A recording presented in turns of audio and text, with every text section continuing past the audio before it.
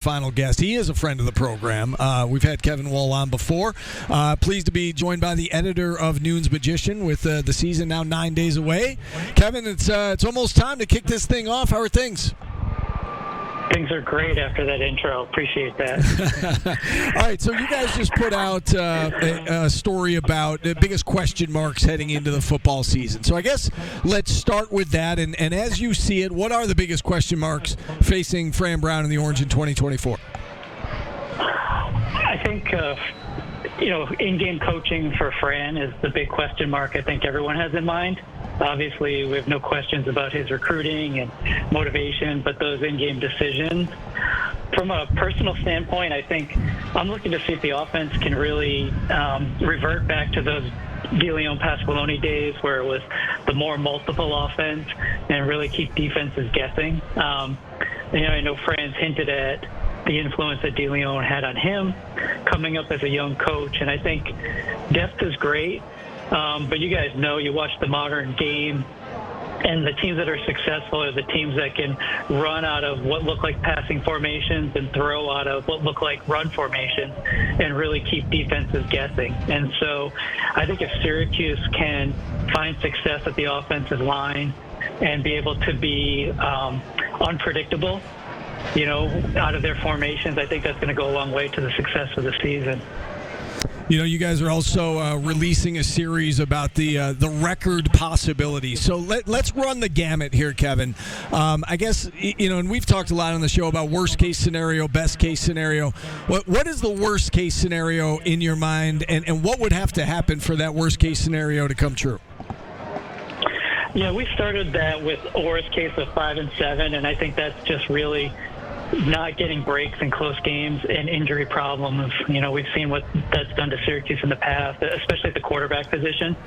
And I think obviously, knock on wood, whatever, not to jinx it, but any long-term injury to Kyle McCord, I think, throws the season kind of out the window. But I think there's a great opportunity for Syracuse to finish anywhere from, 5 or 6 wins to 9 or 10 wins, depending on how things go.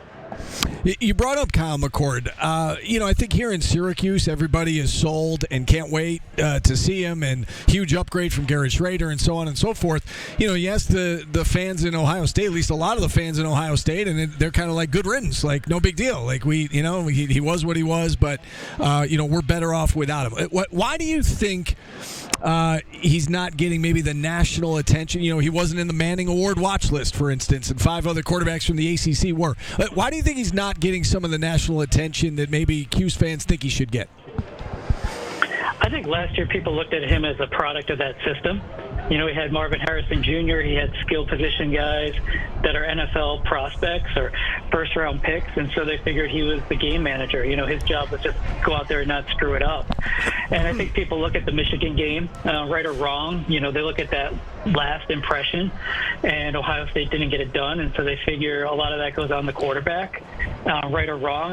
I look back at the Notre Dame game where he led Ohio State for a game-winning drive on the road as a sign that Syracuse fans should be positive of. But I think, people look at the analytics where he wasn't good when he was under pressure, and they figure, well, Syracuse can't protect him as well. He's not going to have a Harrison Jr. to throw to.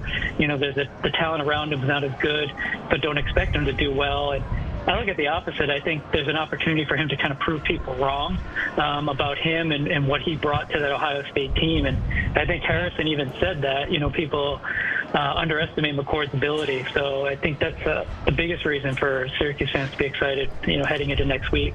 We got Ohio State's Joe Girard, Steve. That's kind of what it feels like. You're right. All right, so we talked about worst case scenario. You alluded to 9 or 10 wins a moment ago. What is the tippy top of the best case scenario, and what would have to happen in order for that to take place? I think the tippy top is that Syracuse can find their way into the ACC championship game and be on the fringe of college football playoff. I mean, the games look winnable. Obviously, you have to catch some breaks along the way, but you get 2 of your 3 toughest games, on paper at least now, are at home in the Dome.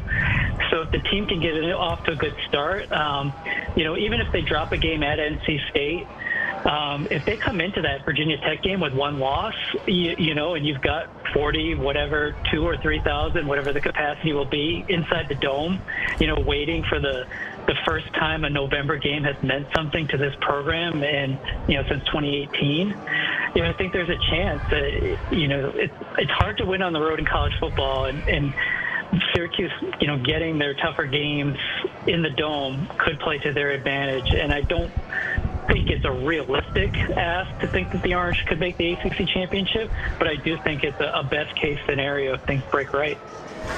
Yeah, I mean, and I guess so. If you're going to throw out your prediction, what is your, you know, we talk worst case, best case. I'm sure you're going to land somewhere in the middle. What is your prediction for this season?